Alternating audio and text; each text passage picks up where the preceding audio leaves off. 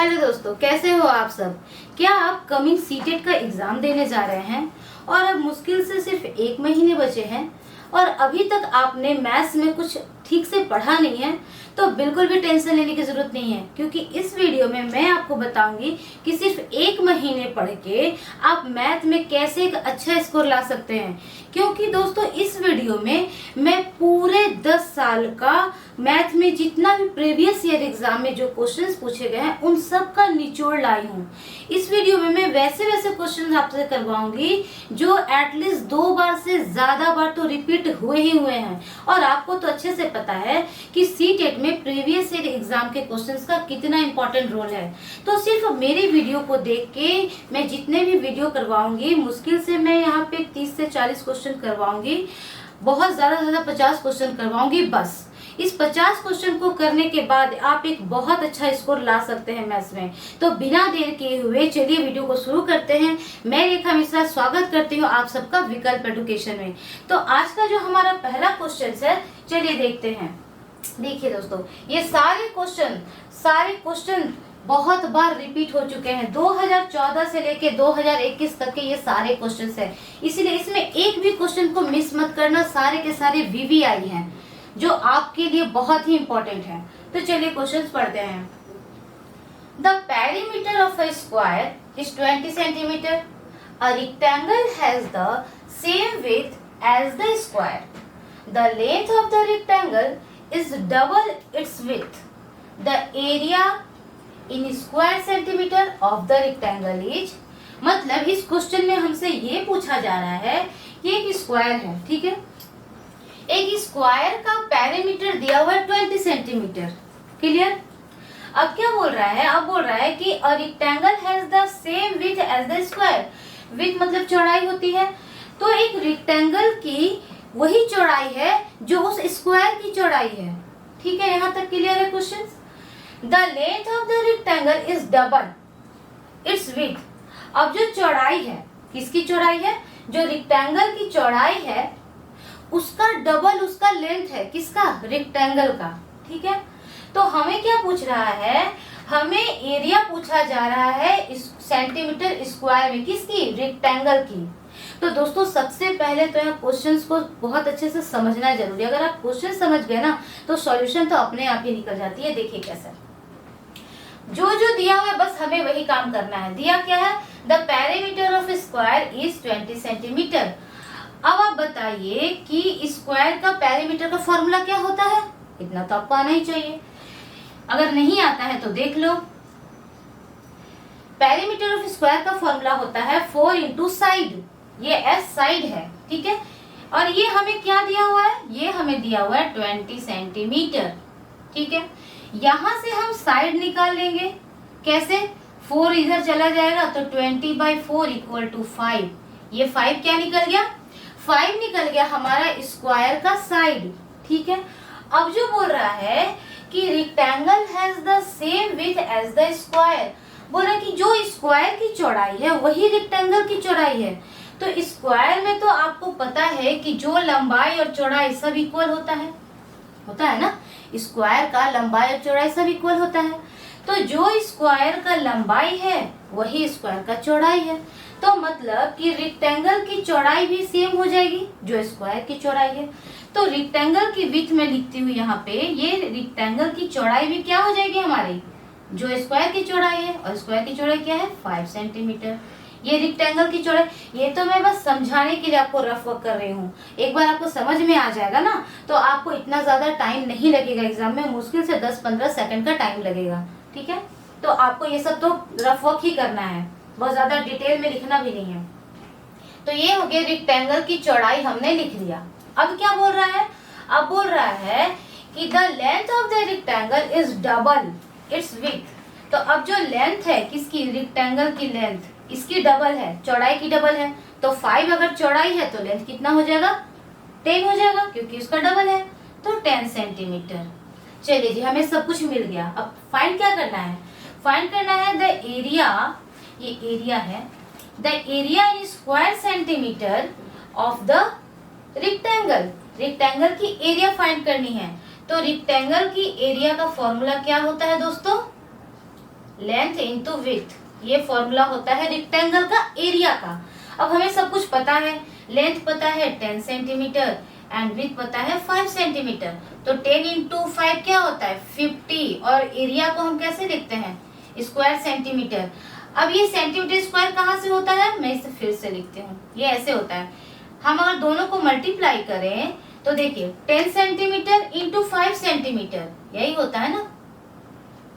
हमारा लेंथ है 10 सेंटीमीटर और विड्थ है 5 सेंटीमीटर, दोनों को अगर मल्टीप्लाई करती हूँ तो centimetre into centimetre, centimetre square हो गया, और 10 इंटू 5 तो हमारा एरिया हो गया 50 सेंटीमीटर स्क्वायर, जो कौन सा ऑप्शन है, ऑप्शन नंबर बी में दिया हुआ है, जो कि ये हमारा करेक्ट ऑप्शन है।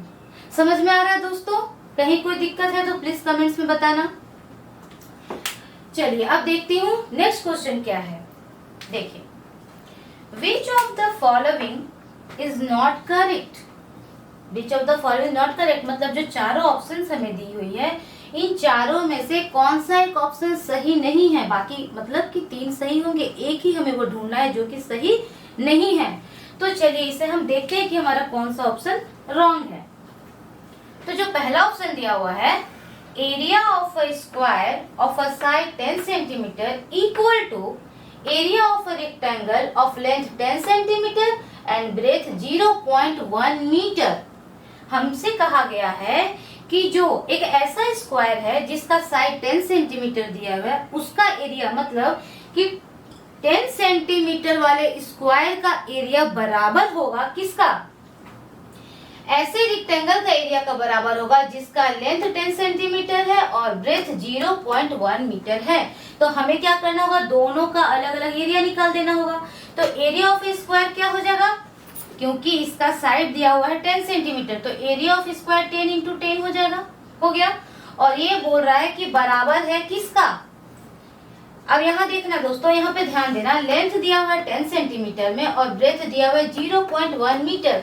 अब बहुत सारे दोस्त क्या करेंगे यहाँ पे कि इसी दोनों की कर देंगे मल्टीप्लाई, जो कि हो जाएगा गलत। क्यों गलत हो जाएगा, क्योंकि ये सेंटीमीटर में है और ये मीटर में है, तो कभी भी सेंटीमीटर और मीटर की मल्टीप्लाई नहीं करेंगे, या तो दोनों सेंटीमीटर में कर लेंगे या दोनों मीटर में कर लेंगे। तो चलिए हम इसे ही सेंटीमीटर में चेंज कर लेते हैं। तो मीटर से सेंटीमीटर में चेंज कैसे करते हैं दोस्तों, मीटर से सेंटीमीटर में चेंज करने के लिए हम इसे क्या करते हैं कि 100 से मल्टीप्लाई करते हैं, क्योंकि 1 मीटर इक्वल टू 100 सेंटीमीटर। तो जितना भी मीटर है उसे सेंटीमीटर में चेंज करने के लिए 100 से मल्टीप्लाई करते हैं।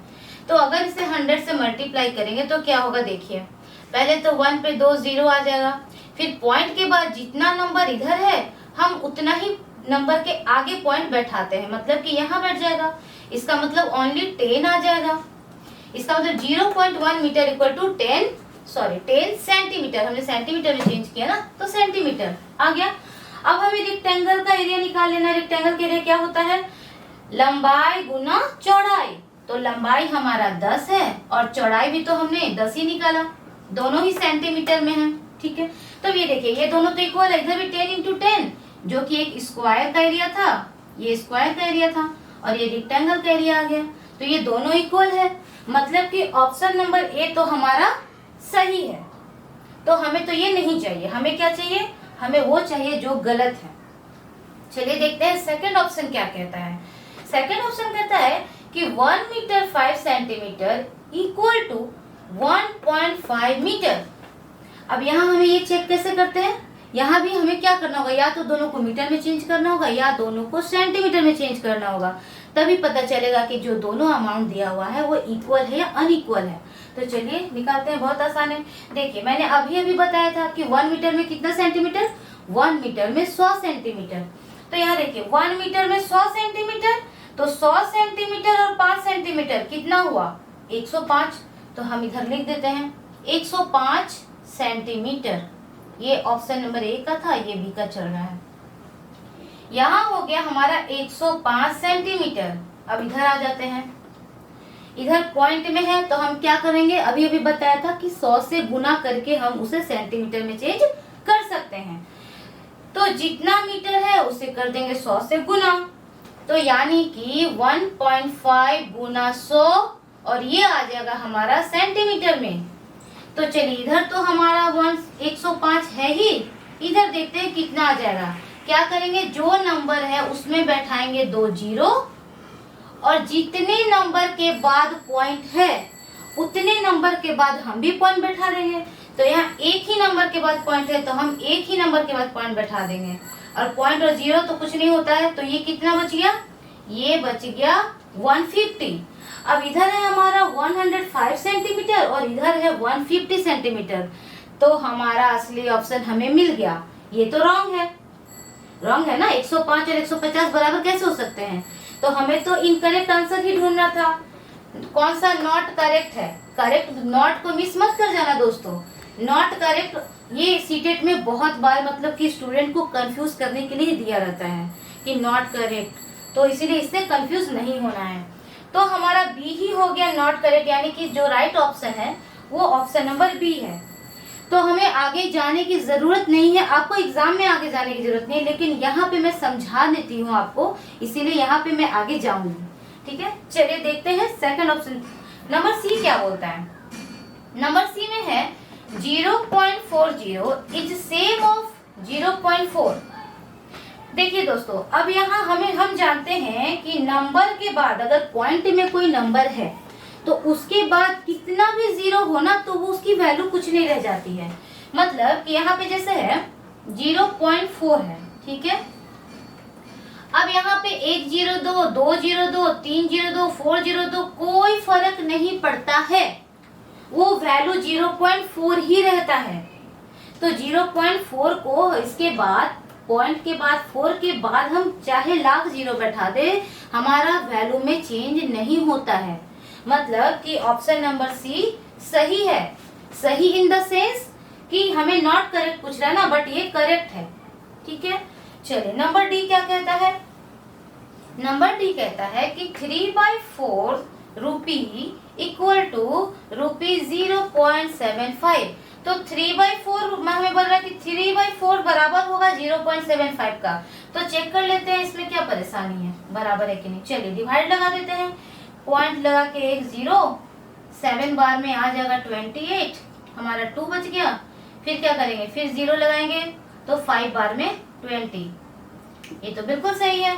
ये इसको डिवाइड लगाया तो 0.75 आया और इधर भी 0.75 है, तो ये हमारा सही है। हमें तो नॉट करेक्ट चाहिए, तो बस सिर्फ ऑप्शन नंबर बी इस क्वेश्चन के लिए सही आंसर हो जाएगा। ठीक है बच्चों, समझ में आ रहा है दोस्तों। समझ में आ रहा होगा तो वीडियो को लाइक जरूर कर देना, चैनल पे नए हो तो सब्सक्राइब जरूर कर लेना, क्योंकि ये वीडियो आपके लिए बहुत ही इम्पोर्टेंट होने वाले हैं। तो चलिए देखते हैं हमारा नेक्स्ट क्वेश्चन क्या कहता है।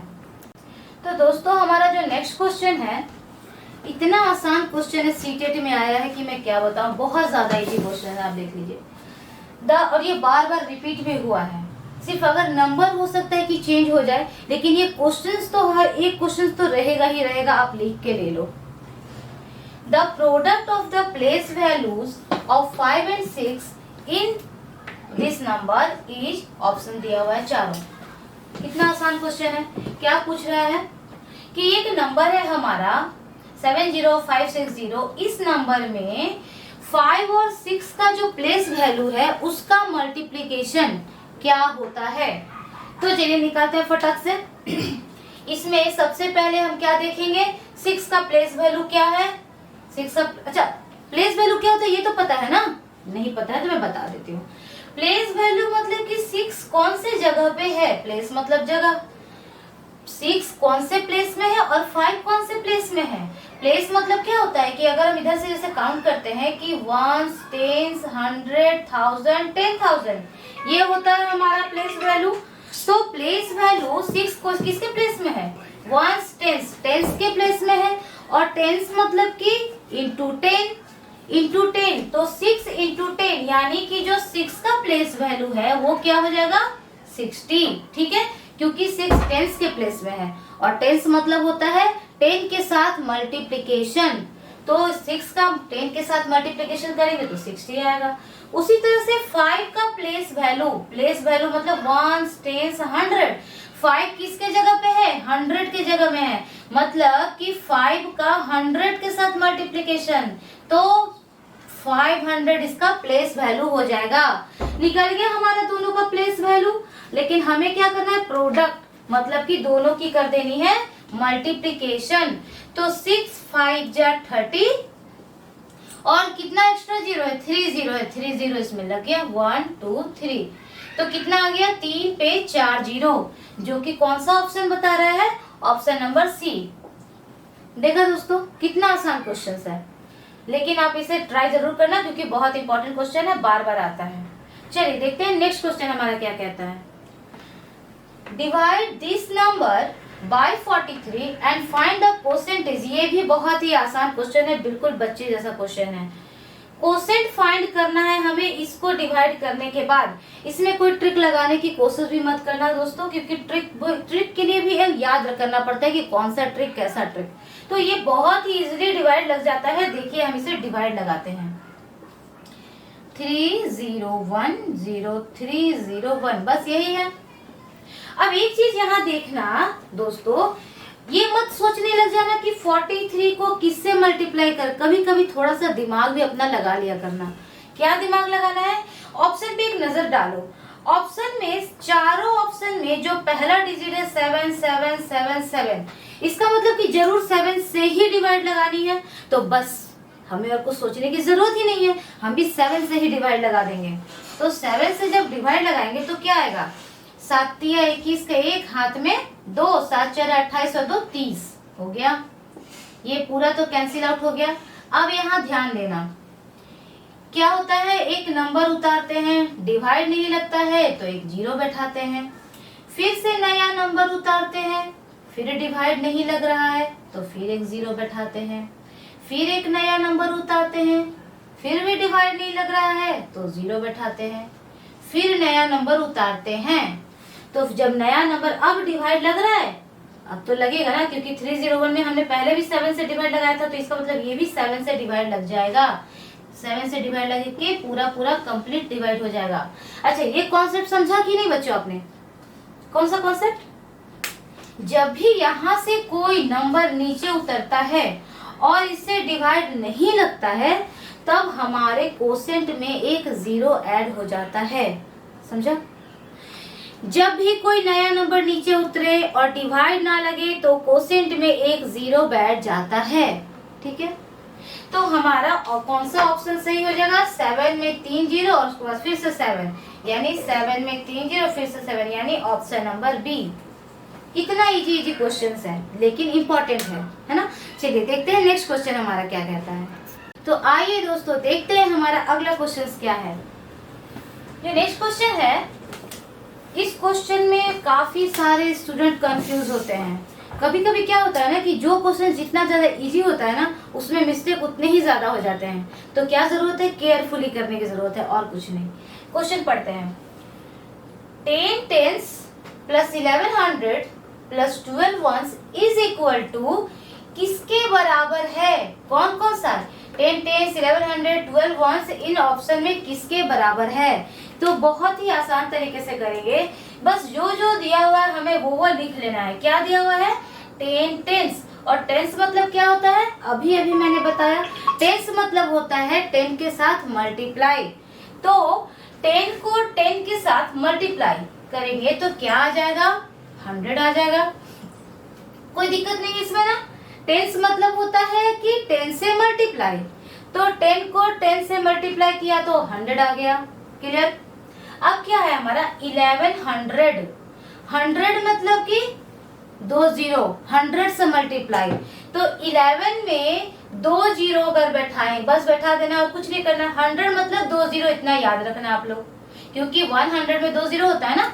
तो 100, 1100 है, तो इसका मतलब 11 पे 2 जीरो बैठाना है, यानी 11 और 2 जीरो, ठीक है। आपको यहाँ पे एक बात ये ध्यान में रखने का है कि जो यूनिट प्लेस है ना, यानी कि जो वंस का प्लेस है ना, वो हमारा सब इक्वल आना चाहिए। मतलब कि ये एकदम इसका जो ऊपर जो है ठीक उसके नीचे होना चाहिए, उसके नीचे, इधर में बड़ा छोटा हो, इधर में आगे पीछे हो तो कोई प्रॉब्लम नहीं है, लेकिन इधर हम सब इक्वली लिखना चाहिए, तभी एडिशन हमारा रॉन्ग कभी नहीं होता है, ठीक है। अच्छा, ये हो गया हमारा। नेक्स्ट क्या है? 12 वंस। 12 वंस। अब वंस मतलब क्या होता है? 1। 100 मतलब 100। टेंस मतलब कि 10 और वंस मतलब होता है 1। इतना मतलब कि 12 को 1 से मल्टीप्लाई है, तो 12 में 1 से मल्टीप्लाई करें तो क्या आएगा? 12 ही आएगा।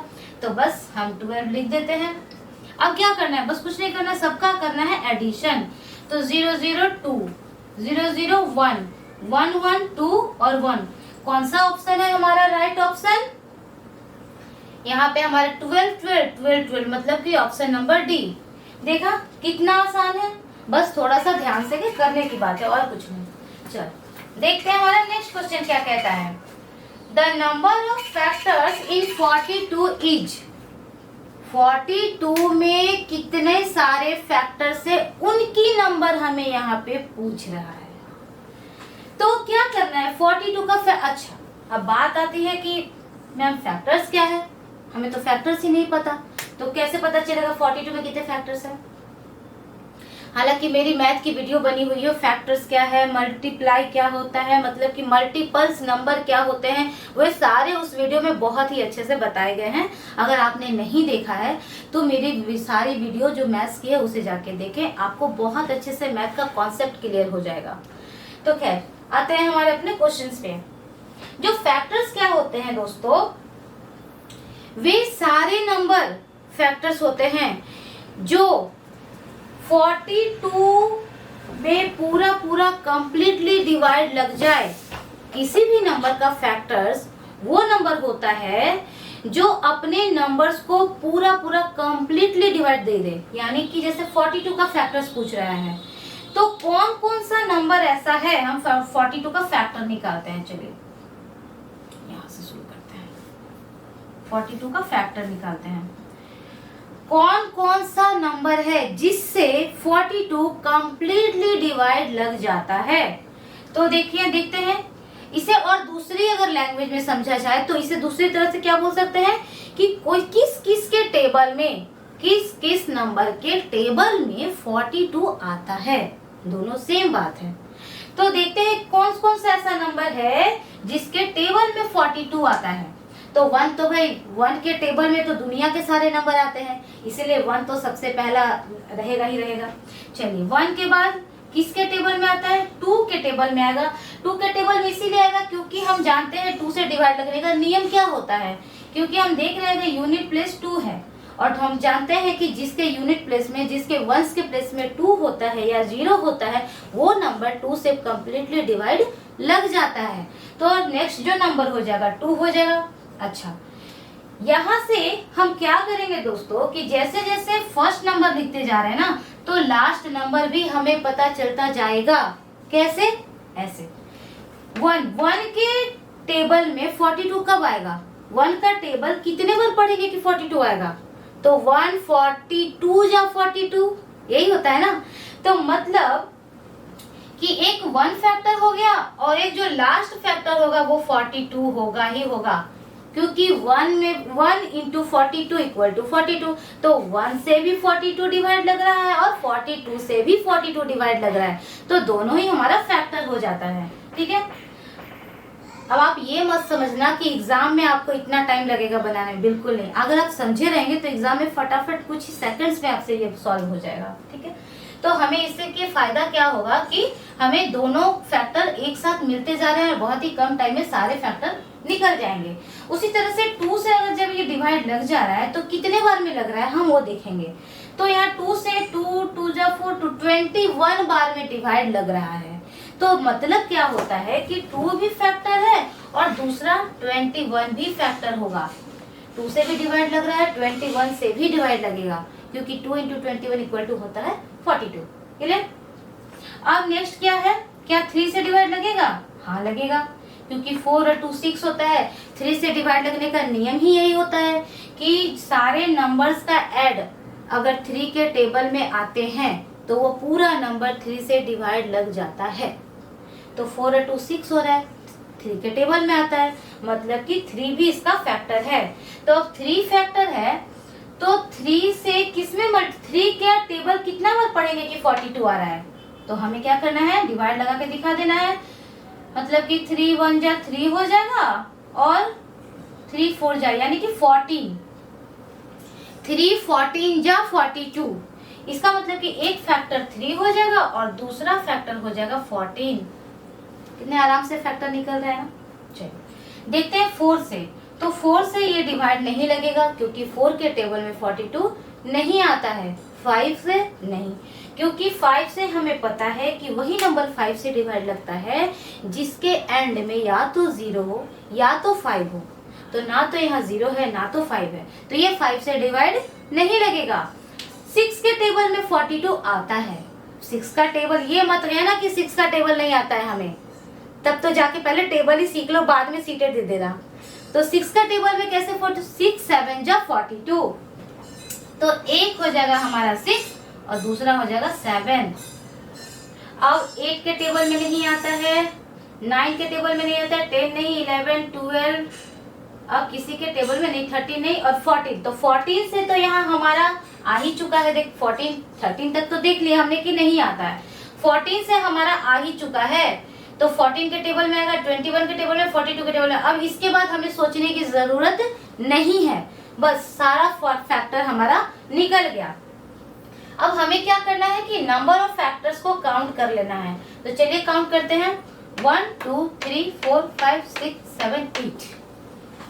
तो जो नंबर ऑफ फैक्टर क्या हो जाएगा 8। ऑप्शन नंबर बी हो जाएगा करेक्ट ऑप्शन। मैंने आपको यहाँ पे बहुत अच्छे से समझाया है फैक्टर्स क्या होता है, डिवाइड लगने का रूल्स क्या होता है, इसीलिए टाइम लग गया, नहीं तो इतना कोई भी टाइम, कुछ भी टाइम नहीं लगेगा इस क्वेश्चन को सॉल्व करने में। ठीक है, चलिए देखते हैं हमारा नेक्स्ट क्वेश्चन क्या है। The number of second in 6 hours equal the number of minute in कौन सा दिन। मतलब कि यहाँ इस क्वेश्चन में समझ थोड़ा सा ध्यान देके, कभी भी एग्जाम में ना बहुत फटाफट क्वेश्चन को नहीं पढ़ना दोस्तों। क्वेश्चन हमेशा बहुत केयरफुली पढ़ना, कॉन्सेंट्रेट होकर पढ़ना, क्योंकि क्वेश्चन समझना बहुत जरूरी है। यहाँ पे क्या कह रहा है कि 6 आवर में जितने सेकंड होते हैं, 6 आवर्स में जितने सेकंड होते हैं वो कितने दिन में उसके मिनट के बराबर होंगे। ठीक है, कितने दिन में मिनट के, यानी कि कितने दिन, एक दिन जो आता है ऑप्शन में हमारे, उस दिन में जितना मिनट होगा उसके बराबर होना चाहिए कि कौन सा 6 आवर में सेकंड का। तो हमें क्या करना है, हमें जो क्वेश्चन में बोला जा रहा है बस वो लिख लेना है। क्वेश्चन में क्या बोला जा रहा है, हमें 6 आवर को सेकंड में पहले चेंज करना है। तो कैसे चेंज करते हैं, ये देखिए। पहले बताइए कि 1 आवर में कितने मिनट्स होते हैं 60। तो पहले हम इसे मिनट में चेंज किए 60 से मल्टीप्लाई करके, ये हमारा मिनट में चेंज हो गया। लेकिन हमें सेकंड पूछ रहा है, तो अब हम इसे सेकंड में चेंज करेंगे। सेकंड में चेंज करने के लिए क्या करेंगे, 1 मिनट में सेकंड कितने होते हैं 60 होते हैं, तो इसे फिर से 60 से ही मल्टीप्लाई करेंगे। तो ये पूरा बन गया हमारा, सेकंड में चेंज हो गया। अब ये बोल रहा है क्या है कि इक्वल है, ये इक्वल है किसके, the number of minutes in. अब हमें पता नहीं कि कितने दिन में मिनट्स के बराबर है, तो हम क्या कर लेंगे, x मान लेंगे। मैथ्स में मानने में क्या जाता है, कुछ भी मान लो। तो हम मान लेंगे कि x दिन है। अब दिन को मिनट में चेंज करना है क्योंकि यहाँ मिनट ही पूछा जा रहा है। तो अब बताइए कि एक दिन में घंटे कितने होते हैं, 24 घंटे होते हैं। तो पहले इसे हमने घंटा में चेंज कर लिया, हो गया। अब इसे क्या करेंगे, अब ये घंटा में चेंज हो गया, अब घंटे को मिनट में चेंज करेंगे। तो फिर से जैसे यहाँ हमने मिनट में चेंज करने के लिए 60 से मल्टीप्लाई किया था, यहाँ भी हम 60 से मल्टीप्लाई कर देंगे, तो ये पूरा मिनट में चेंज हो गया। अब बस क्या करना है, देखिए यहाँ से 60 और यहाँ भी 60, दोनों क्या हो गया, माइनस हो गया। अब x को यहाँ से सेपरेट कर लेना है, तो x रह गया हमारा अकेला, बाकी का 24 हम भेज देंगे इसके नीचे, यानी कि 6 × 60 / 24। अब देखिए कैसे कैसे कटता है, 6 4 जा 24। ठीक है, अब 4 से 60 कितना बार में कटता है, 15 4 जा 60 होता है ना। तो हमारा जो ये 15 क्या निकला, 15 डेज निकल गया। क्योंकि हमने तो डेज को ही माना था ना x, तो 15 डेज निकल गया। तो देखते हैं हमारा कहाँ पे 15 डेज ऑप्शन है। तो ऑप्शन नंबर सी में हमारा डेज है 15 डेज। देखा दोस्तों, कुछ भी मुश्किल नहीं है, बस समझने की देर है। आप समझ जाओगे तो बहुत ही इजी लगेगा क्वेश्चन, और इतना इम्पोर्टेंट क्वेश्चन है। आपको मैं बता रही हूँ कि आपको कुछ और पढ़ने की जरूरत नहीं है, बस ये इम्पोर्टेंट जो क्वेश्चन मैं करवा रही हूँ ना, बस उसे ही आप कर लो, आपका बहुत अच्छे से स्कोर आएगा सीटेट में। तो अभी कहीं जाइए नहीं, अभी कुछ क्वेश्चन बाकी है। चलिए देखते हैं नेक्स्ट क्वेश्चन। तो आइए दोस्तों देखते हैं हमारा नेक्स्ट क्वेश्चन क्या है। जो नेक्स्ट क्वेश्चन है, what is the value of -1 +2 -3 +4 -5 blah blah blah plus 1000। मैं इतना क्या पढ़ूं, क्वेश्चन तो दिख ही रहा है। मतलब इसको क्या पूछ रहा है कि एक सीरीज है, कैसा सीरीज चल रहा है, एक बार -1 है, फिर +2 है, फिर -3 है, +4 है, ऐसा करते करते ये सीरीज 1000 तक गया है। ठीक है, अब उन सब का ऐड कितना आएगा ये आपसे पूछ रहा है।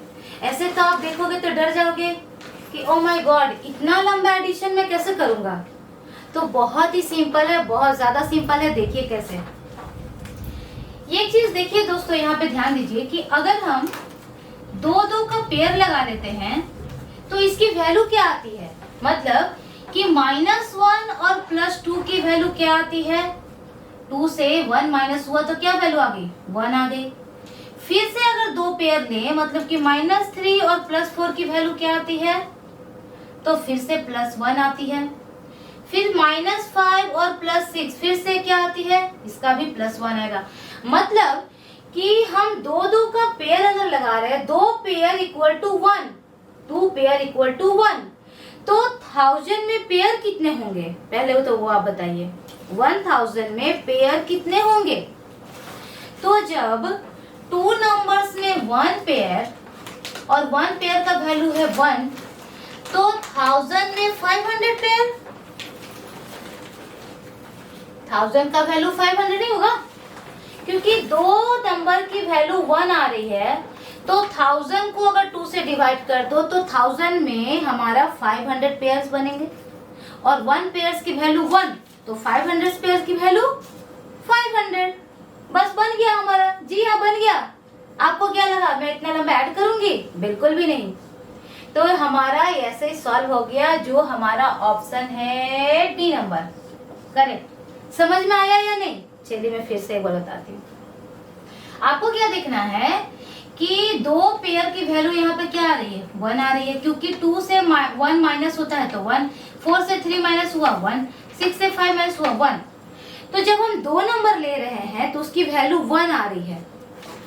तो 1000 में अगर 2 नंबर लेते, 1000 को 500 में तोड़ देते हैं। ठीक है, तो 2 पेयर की वैल्यू 1 और 1000 में पेयर होते हैं 500, तो 500 का वैल्यू भी 1, 500 इंटू 1 यानी 500 प्लस 1 प्लस 1 प्लस 1 करेंगे तो क्या आ जाएगा, 500 आ जाएगा, जो कि ऑप्शन है हमारा नंबर डी।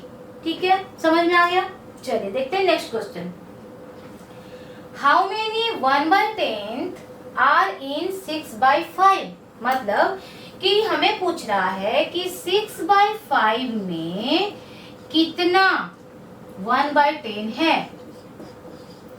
6/5 में कितना नंबर ऑफ कितना 1/10, ये पूछ रहा है। How many 1/10 are in 6/5। तो हम यहाँ मान लेते हैं कि n 1/10 है। ठीक है, कुछ भी आप मान सकते हैं। मान लिया कि 6/5 में n 1/10 है। बस अब हमें क्या करना है, n का वैल्यू फाइंड करना है, और कुछ करना ही नहीं है। तो n की वैल्यू कैसे फाइंड होगी, n को यहाँ से सेपरेट कर लेना है। अब यहाँ पे 5 है और यहाँ 10 है, तो 5 1 जा 5, 5 2 जा 10, तो आ क्या गया 6 इक्वल टू n/2।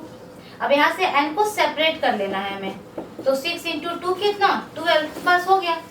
कितना आसान आसान क्वेश्चंस पूछता है एग्जाम में। इसमें भी बच्चे गलत करके आ जाते हैं, क्योंकि उन्हें कॉन्सेप्ट क्लियर नहीं होता है। और ये सारे क्वेश्चन इंपॉर्टेंट है दोस्तों, मैं बार बार बोल रही हूँ कि मिस मत करना। तो 12 कौन सा हमारा ऑप्शन नंबर बी यहाँ पे राइट ऑप्शन हो जाता है। क्लियर। अब आज की वीडियो का लास्ट क्वेश्चन हम देख लेते हैं क्या है। चलिए, On dividing 110111 by 11, the sum of the quotient and the remainder is, यहाँ पे क्या पूछ रहा है, फिर से एक आसान क्वेश्चन कि इस नंबर में 11 से पहले डिवाइड दिया गया है, डिवाइड देने के बाद जो कोसेंट आएगा और जो रिमाइंडर आएगा दोनों को प्लस करके कितना आता है। तो देर किस बात की, चलिए देते हैं डिवाइड। डिवाइड देना भी बहुत ज्यादा इजी डिवाइड है, कोई टफ डिवाइड नहीं है, इसमें कोई ट्रिक लगाने की जरूरत नहीं है दोस्तों। देखिए यहाँ भी 11, यहाँ भी 11, वन बार में हमारा 11 डिवाइड लग के खत्म हो गया। अब एक नया नंबर 0 उतरा। मैंने बताया था कि जब कोई नया नंबर उतरता है और डिवाइड नहीं लगता है तो यहाँ पे एक 0, ठीक है। फिर हमारा 1 उतरा, फिर तो डिवाइड नहीं लगेगा क्योंकि ये 1 है, तो 11 से कैसे डिवाइड लगेगा, तो फिर से एक 0। फिर ये वाला 1 यहाँ उतरा, ठीक है, ये वाला 1 यहाँ उतरा, ये वाला 1 यहाँ उतरा। अब आ गया 11। अब तो 11 से 11 वन बार में डिवाइड तो लग ही जाता है, कैंसिल आउट। अब क्या बचेगा, ये लास्ट 1 यहाँ पे उतरा, तो क्या 1 11 से डिवाइड लगेगा, नहीं लगेगा। तो फिर से हम क्या करेंगे, यहाँ पे एक 0, ठीक है। अब क्या क्वेश्चन में क्या बोला गया था कि कोसेंट और रिमाइंडर का सम, तो इसमें अगर ये रहा हमारा कोसेंट और ये रहा रिमाइंडर, दोनों को ऐड कर देंगे तो क्या आ जाएगा 1 0 0 1 1।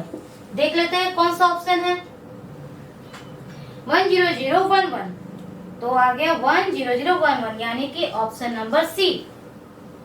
देखा दोस्तों कितना इंपॉर्टेंट क्वेश्चन को मैं कितने आसान तरीके से आपके सामने लेकर आई हूँ।